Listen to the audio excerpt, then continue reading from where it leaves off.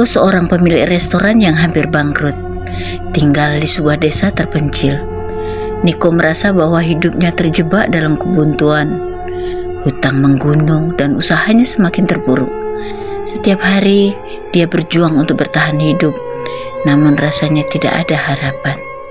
Suatu malam, saat Niko sedang duduk lesu di depan meja restoran yang kosong, seorang wanita tua dengan wajah keriput dan pakaian kumal datang menghampiri.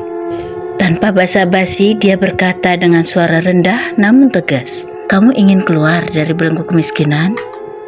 Saya bisa membantumu.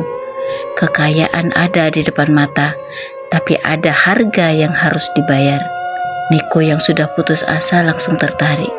Dia merasa ini adalah satu-satunya jalan keluar dari segala penderitaan. Wanita tua itu memberi petunjuk tentang ritual pesugihan yang bisa membawa kekayaan dengan sangat cepat. Sebuah janji yang terdengar terlalu bagus untuk ditolak. Niko tidak berpikir panjang di dunia yang serba sulit. Satu-satunya pilihan tampaknya adalah mengambil kesempatan tersebut. Lakukan ritual ini di malam hari, saat bulan purnama, dan kamu akan mendapatkan segala apa yang kamu impikan, katanya dengan senyum menyeringai.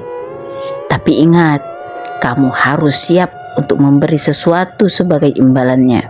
Tanpa ragu, Niko mengikuti petunjuk tersebut. Malam itu, setelah restoran sepi, Niko pergi ke lokasi yang diberi petunjuk oleh wanita tua itu.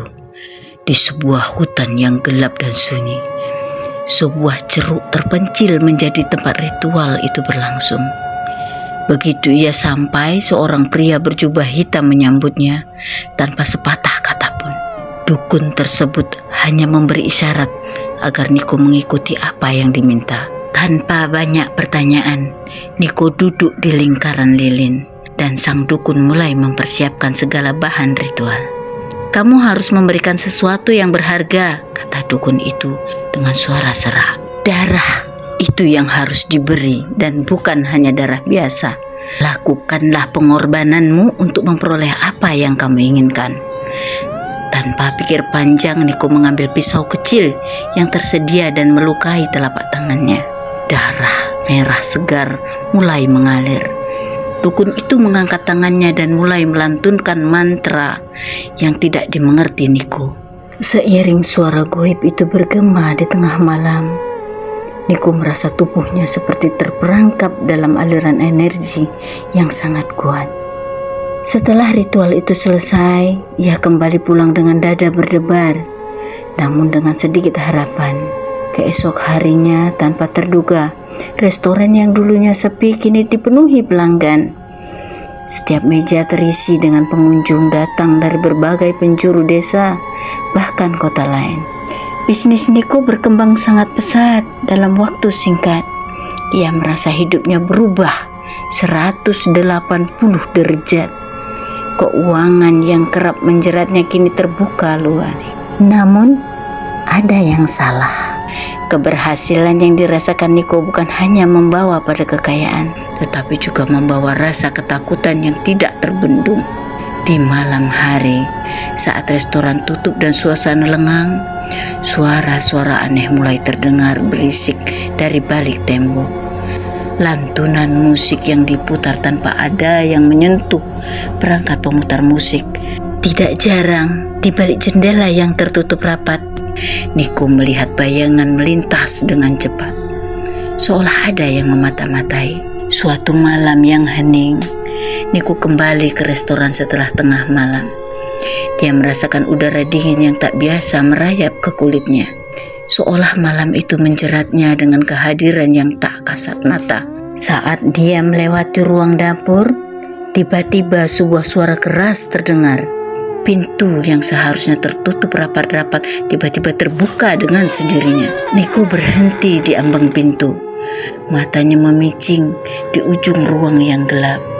Terlihat sosok bayangan hitam berbentuk tinggi, namun mata merah menyala mencuri perhatian. Bukan dukun yang mengawasinya, tapi makhluk yang kini menguasai hidupnya. Penagih jiwa yang tak mengenal ampun. Bayangan itu melangkah keluar dari kegelapan dan mendekat, membuat udara semakin berat dengan bau amis yang menusuk. "Kamu telah membuat janji," kata suara yang datang dari mulut bayangan itu. "Harta yang kamu nikmati sekarang datang dari darah dan jiwa yang sudah kami tuntut. Saatnya untuk membayar harga." Ketakutan mulai menyelimuti Niko.